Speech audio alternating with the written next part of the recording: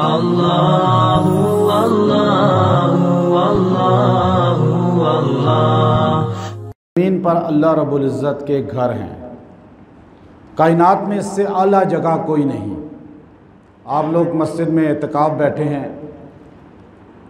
आप अल्लाह के उस घर में बैठे हैं जिससे आला जगह कायनात में कोई भी नहीं है और यहाँ किसी की बादशाहत भी नहीं है।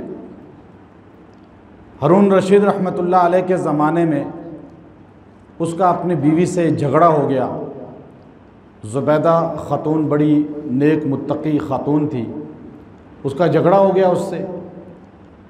तो हारून ने कहा कि अगर गुरूब आफ्ताब तक तू मेरी बादशाहत सल्तनत से निकल ना गई तो मेरी तरफ से तुझे तलाक हो जाएगी। मलिका हैरान, पहले तो गुस्से में थी, बाद में गुस्सा दोनों का ठंडा हो गया, दोनों परेशान हुए। अब क्या करें?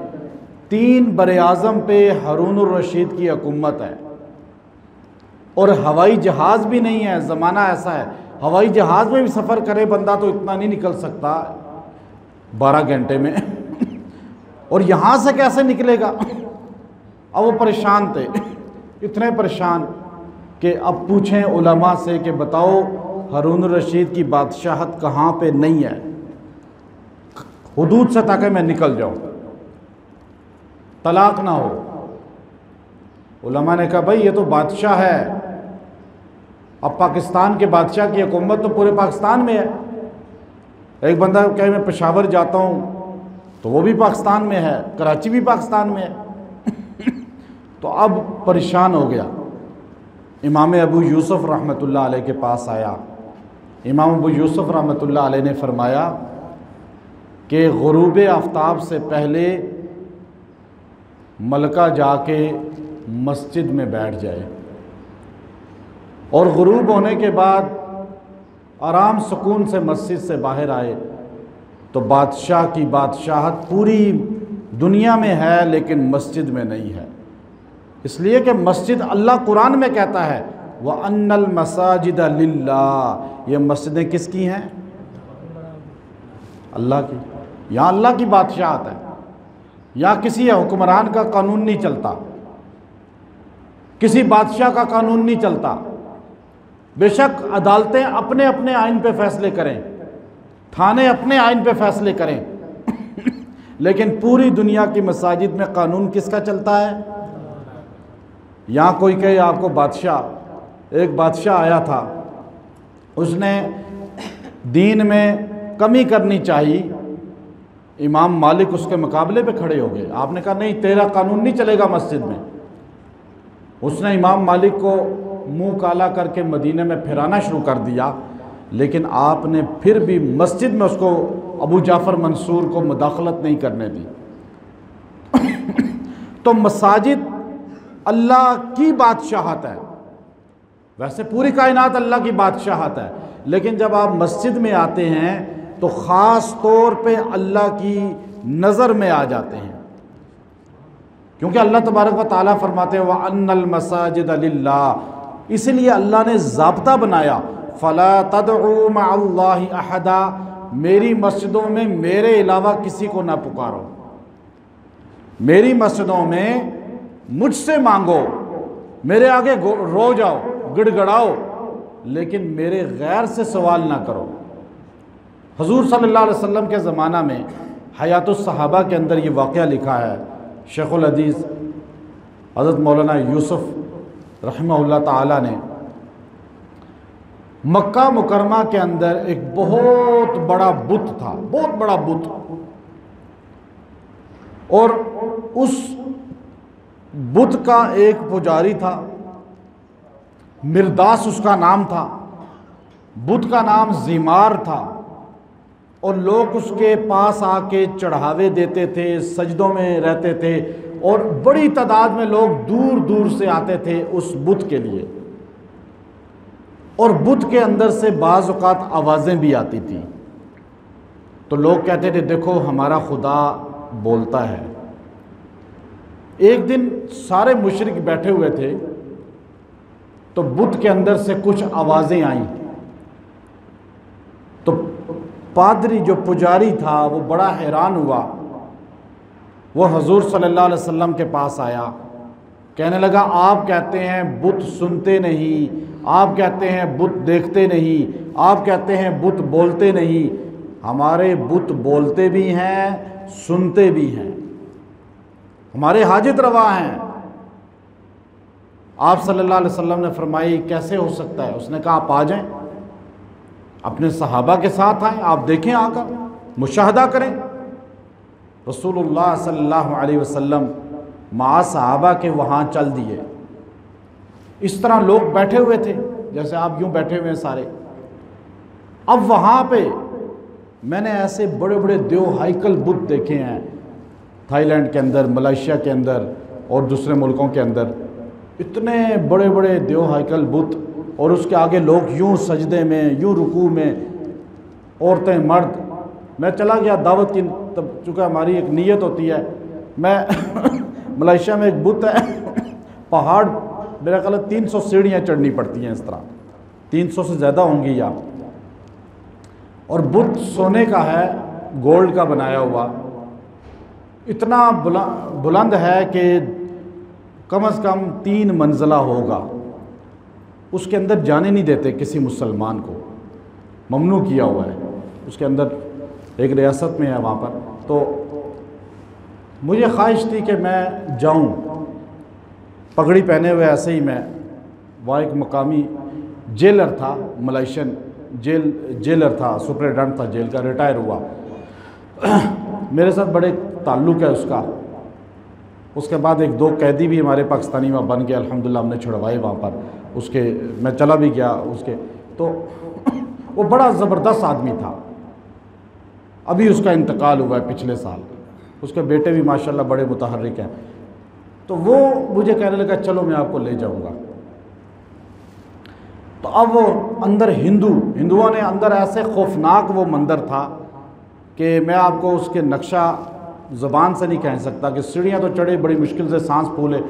अच्छा, फिर अंदर गए तो अंदर कम से कम 200-300 मीटर वो गार था, और गार ऐसा था कि उस पहाड़ पे कोई चढ़ नहीं सकता, और पहाड़ अंदर से यूं हम जाएं तो आधे से कटा हुआ, फिर आगे से कटा हुआ, ऊपर से चीलें आ रही हैं, और अजीबो गरीब खौफनाक मनाजिर थे। और फिर हिंदुओं ने जगह जगह इस तरह अपनी मूर्तियां रखी हुई थी। उनके बहुत फ़िरके हैं, हमारे मुसलमानों के तो बस चंद ही फ़िरके हैं ना, हम बड़े बड़े जो हम कहते हैं जी ये देवबंदी है, बरेलवी है, अहले हदीस है, बस ज़्यादा इतना ही है हमारा, इससे ज़्यादा तो कुछ नहीं है। वो भी इतना कोई इख्तलाफ नहीं है बड़ा हम में, वैसे लोगों ने बना दिया इख्तलाफ। सारे एक अल्लाह को मानते हैं, रसूलुल्लाह को एक मानते हैं, हजूर अलैहिस्सलाम को ख़ातमुन नबिय्यीन मानते हैं, मदीने को मानते हैं, काबे को मानते हैं, बुखारी शरीफ को मानते हैं, कुरान। अब बताएं इख्तलाफ क्या है? कोई इतना बड़ा नहीं है, बस वैसे लोगों ने लड़ाया हुआ है बड़ों ने। लेकिन उनके अंदर तो कई 100 फ़िरके हैं, कई 100 फ़िरके। अब यहाँ एक बुत रखा हुआ है, वहाँ पुजारी बैठा हुआ है, दूसरा पुजारी, तीसरा, चौथा, पांचवा, यूँ जगह जगह अंदर खौफनाक किस्म के उन्होंने को की हुई है। अच्छा, मुझे वो अजीब व गरीब देख रहे, लेकिन मैं गुजरता गया, सब जगह देखता गया। फिर वापस काफ़ी टाइम गुजार के उसकी स्मेल आ रही है, अंदर बदबू है, शिर्क की बदबू होती है, तौहीद का नूर होता है। तो अब जब मैं वापस आया तो मुझे वो बंदा कहने लगा, हमारा रहबर, कि आपको यहाँ क्या मिला जो आप यहाँ क्यों गए? कोई फ़ायदा हुआ? मैंने कहा बहुत फ़ायदा हुआ कि ये वो दरो दीवार हैं जिन्होंने अल्लाह और अल्लाह के रसूल का नाम कभी नहीं सुना। मैंने हर जगह दुरूद शरीफ भी पढ़ा और तीसरा कलमा भी पढ़ा। इन्होंने अल्लाह का नाम सुन लिया, तरस रही थी ये दीवारें, और क़यामत के दिन मेरी गवाही दे देंगी, शायद अल्लाह इनको हदायत दे दे। तो ऐसे हमने ये जो हदीस में आपको सुना रहा हूँ, इसको मैंने प्रैक्टिकली कई मुल्कों में और भी बाहर देखा कि बुत के आगे 500-500 बंदों को सजदा रेज मैंने देखा, सजदा रेज। और वहाँ बंदे को पता चलता है जहालत क्या चीज़ है।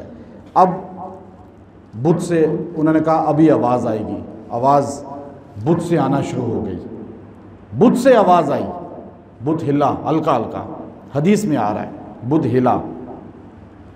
उसके बाद उसके अंदर से आवाज़ आई, कुल्लिल कबीलति मिन सुलैमिन कुल्लिहा हलकल अनीस व आशा अहलुल मस्जिदी औदा ज़मारी वकाना युअबतु मुद्दतन क़ब्लुल किताबी इलन नबी मुहम्मदी इन्नल्लज़ी वरिसन नुबुव्वत वल हुदा बाद इब्न मरियम मिन कुरैश मुहतदी। ये अशार, ये अल्फाज बुत के अंदर से निकल रहे हैं। क्या अल्फाज हैं? कबीला सुलैम, जो ये सारा कबीला था उस बुत का, फरमाया कुल्लिल कबीलत मिन सुलैमिन कुल्लिहा, सारे कबीला सुलैम से कह दो जो इस बुत के पुजारी हैं, सारा कबीला सुन ले, हलकल अनीस व आशा अहलुल मस्जिदी, अब बुत कदे मस्मार हो गए, मस्जिदें आबाद होंगी।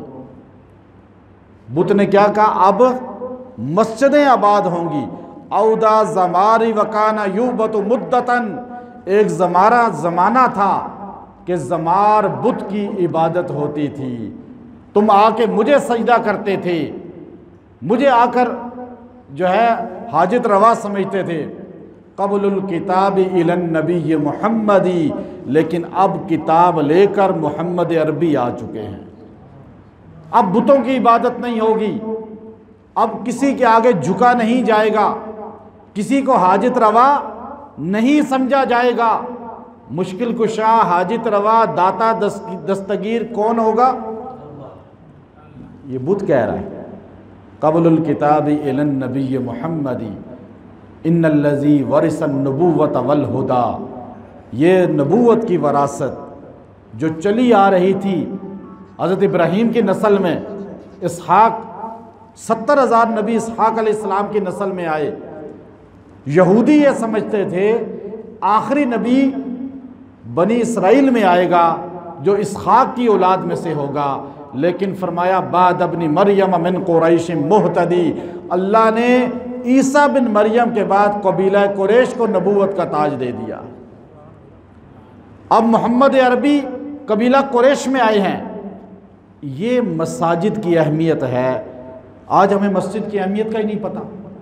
आज हम मस्जिद में ऐसे होते हैं जैसे बेफिक्र, लापरवाह। खुजू ज़ीनतकुम इंद कुल्ली मस्जिद, अल्लाह कुरान में कहता है या बनी आदम, या बनी आदम कह के, या बनी आदम खुजू ज़ीनतकुम, ए बनी आदम, आदम के बच्चों, आदम की औलाद, जब तुम मस्जिद में आया करो तो ज़ेबो ज़ीनत के साथ आया करो। ऐसे ही सो के उठ के ना आंखें मलते मलते मस्जिद आ जाया करो। ये कौन सा तरीका है? अल्लाह के घर में आओ तो ज़ीनत के साथ, शान के साथ, घर से निकलो वज़ू करके, तुम नियत करके निकलो। अल्लाह के रसूल फरमा रहे हैं, बुखारी शरीफ की हदीस है, तुम घर से मस्जिद जाने की नियत करके निकलो, मैं खालिके कायनात के घर में जा रहा हूँ।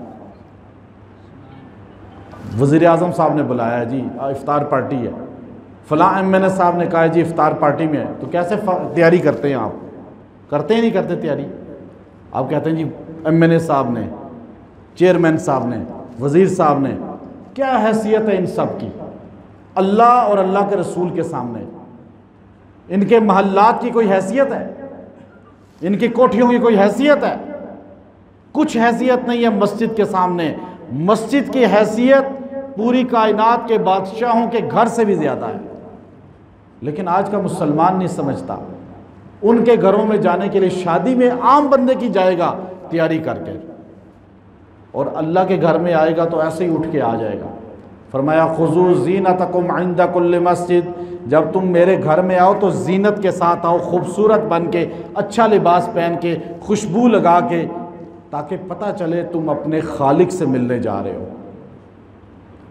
नबी अलैहिस्सलाम फरमा रहे हैं, हदीस है, सही हदीस, जब तुम घर में नियत करते हो कि मैं वज़ू कर रहा हूँ मस्जिद जाने के लिए, घर में नमाज के लिए नहीं, मस्जिद जाने के लिए, फिर वज़ू करके तुम टोपी सर पे रखा और आप मस्जिद की तरफ चल पड़े, दो जहां के सरदार फरमा रहे हैं आपका एक गुनाह हर कदम पे माफ़ हो जाएगा। एक नेकी आपके नामा अमाल में हर कदम पे लिख दी जाएगी, और एक दर्जा आपका जन्नत में हर कदम पे बुलंद हो जाएगा। फिर दो जहां के सरदार ने इजाफा करते हुए फरमाया, तुम घर से वज़ू करके मस्जिद चलते हो, ऐसे है जैसे एहराम बांध के एक बंदा उम्रे के लिए चलता है। नीयत की वजह से मसाजिद की कदर करें, मस्जिद को अल्लाह का घर समझें, मस्जिद में सफाई का एहतमाम करें, मस्जिद में हर बंदा सफाई करे, हर बंदा अपने आप को मस्जिद का खादिम समझे। हम खादिम को हकीर समझते हैं, नहीं, इतना बड़ा रुतबा है कि बादशाह के घर में सफाई करने वाले की मग़फ़िरत का अल्लाह की तरफ से इनाम नहीं है, लेकिन जो अल्लाह के घर की सफाई करता है, दो जहां के सरदार, एक बूढ़ी हबशिया काली औरत थी लवारिस, जो फारिग वक्त में मस्जिद नबवी में झाड़ू फेरती रहती थी। एक दिन हजूर ने फरमाया, बुढ़िया किधर गई, 2 दिन से नजर नहीं आ रही। अल्लाह के रसूल, फोत हो गई है, रात को फोत हुई, हमने जनाजा पढ़ के दफन कर दी। कहा मुझे क्यों नहीं बताया? कहा एक आम औरत है, लवारस औरत है, रात का जनाजा हुआ, आपको बताते। पहली तो बात यह है कि इतना था नहीं उसका मकाम कि हम आपको बताते, कोई इतने बड़े ख़ानदान की नहीं थी।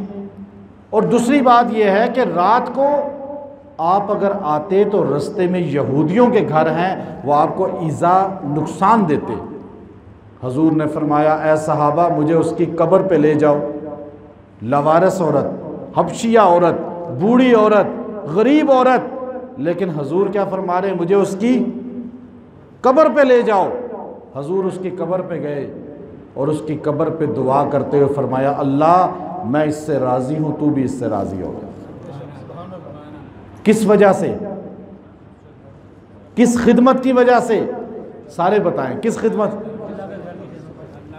मस्जिद की खिदमत करती थी। मस्जिद की खिदमत जिससे अल्लाह लेते हैं वो अल्लाह का खुश नसीब बंदा होता है। आज कहते हैं जी, ये तो मुझसे बाहर लोग पूछते हैं, मैं जाता हूँ जहाँ भी, कि आप क्या करते हैं। मैंने आज दिन तक अल्लाह को हाजिर जान के बताऊँ, ये मिंबर पे बैठा हूँ रोज़े की हालत में, मैंने दुनिया में कभी चंदा मस्जिद के लिए नहीं किया, ना मदरसे के नाम पे 1 रुपया कभी नहीं किया। मैं तारुफ ही नहीं कराता कि मेरा मस्जिद बन रही है या मदरसा है ये। क्या ज़रूरत है लोगों के सामने रोने की? हमें अल्लाह के सामने मांगना चाहिए। एक बात। दूसरी, पूछते हैं आप क्या करते हैं? मैं कहता हूँ जो खादिम हूँ मस्जिद का, काम क्या करते हैं? मस्जिद की खिदमत करता हूँ। ये आपका तारुफ होना चाहिए। आप बड़े बड़े तमगे ले लें, क्या फ़ायदा आपको? आप मस्जिद की खिदमत इबादत आज़म है। मस्जिद से जिस बंदे ने, हजूर की हदीस है, एक गंदगी का इतना सा ज़र्रा उठाया, ऐसे है गोया के मुर्दा गधा उठा के बाहर फेंक दिया। फरमाया मस्जिद में दुनिया की बात करेंगे, सियासत की बातें करेंगे, अखबारात की बातें करेंगे, बैठकर हुक्मरानों की बातें करेंगे, तो आपकी नेकियां ऐसे ख़त्म हो जाएंगी जैसे आग सूखी लकड़ियों को जला देती है। यह हदीस रसूलुल्लाह की है। आप इत्काफ में बैठे हैं, सारा सवाब ज़ाया कर देंगे अगर बातें इधर उधर की शुरू कर देंगे। मस्जिद में अल्लाह के अलावा, मैंने देखा अभी मेरे साथ समरकंद में हम थे, तो ताशकंद के अंदर वापसी पे बारिश शदीद हो गई, बाज़ार से कुछ चीज़ें ख़रीदनी थी। उलमा मुझे कहने लगे जी हम कुछ चीज़ें ख़रीदते हैं। बारिश तेज़ हुई तो हम एक मस्जिद में चले गए, कपड़े गीले हो गए हम सब के, जो मेरे साथ। तो एक बंदा था हमारे साथ, बड़ा दुनियादार था, तो वो बैठ के यूँ दीवार से टेक लगा के, तो गीला हो गया था, सर्दी सी लग रही थी, ठंड भी थी वहाँ पर, तो ज़ोर ज़ोर से बातें शुरू कर दीजिए, बहुत मौसम ठंडा है, ये है, इस तरह बातें कर रहा है। तो मस्जिद में पूरे मुल्क में शोर की आवाज़ नहीं आती, हॉर्न कोई नहीं बजाता। हमसे डाउन है करेंसी में भी, हमारा 1 रुपया उनका 70 रुपया है, गरीब हैं। पूरे मुल्क में हॉर्न बजते हुए नहीं देखा, 2 बंदों को शोर करते हुए नहीं देखा, गप्पे लगाते हुए ज़ोर ज़ोर से नहीं देखा, बाहर रोड पे किसी को आपस में बहस करते हुए आज तक मैंने नहीं देखा। मैंने कई सफ़र किए हैं वहाँ के। ये हमारा मुल्क ही है जो तरबियत से महरूम है, अल्लाह तरबियत कर दे। तो अब वो सारे मसाजिद में, कभी किसी मस्जिद में किसी की ज़रा सी भी इतनी आवाज़ नहीं आई। यहाँ जैसे वहाँ नमाजी खड़े होकर बाहर गप्पे लगाते हैं, यहाँ नमाजियों की नमाज में खलल हो रहा होता है, वज़ू करते हुए गप्पे लगा रहे हैं, ये तरीका कहीं भी नहीं देखा है वहाँ। तो उसने यूँ बातें शुरू कर दी, बड़ी ठंड हो गई है जी, बड़ा ये सारे अब हम बाहर बैठे हुए थे, ओ वज़ू खाने की तरह दूर, लेकिन ज़ोर से बोल रहा था बंदा। अच्छा, मैंने उसको यूं किया, लेकिन वो फिर भी बोलता रहा। एक नमाजी नहीं थी, नमाज तो जोहर की हुई थी, 1 घंटा हो गया था, असर अभी बहुत दूर थी, लोग कुरान पढ़ रहे थे। तो एक ने मुड़ के देखा, दूसरे ने देखा, तीसरे ने देखा, वो नहीं चुप हुआ। तो एक बंदे ने लड़ने की नौयत पे आ गया, उसको आकर इतना डांटा, उसको कहा तुम मुसलमान हो अपनी ज़बान में, कि अल्लाह के घर में ऐसे बातें कर रहे हो ऊंचे ऊंचे, ये मुसलमानों का तरीका नहीं है। इतना सख्ती से डांटा कि गोया कि अब मार ही देगा इसको। ये मस्जिदों का अदब है उन लोगों के। बेशक वो लोग तो बाकी दीन को नहीं समझते, लेकिन अदब बहुत करते हैं मस्जिद का, कुरान का, रहल का, उलमा का, बहुत अदब करते हैं उलमा का। वो लोग बेचारे इन चीज़ों से महरूम है, लेकिन अदब बहुत है। अल्लाह हम सबको अदब की तौफीक अता फरमाए।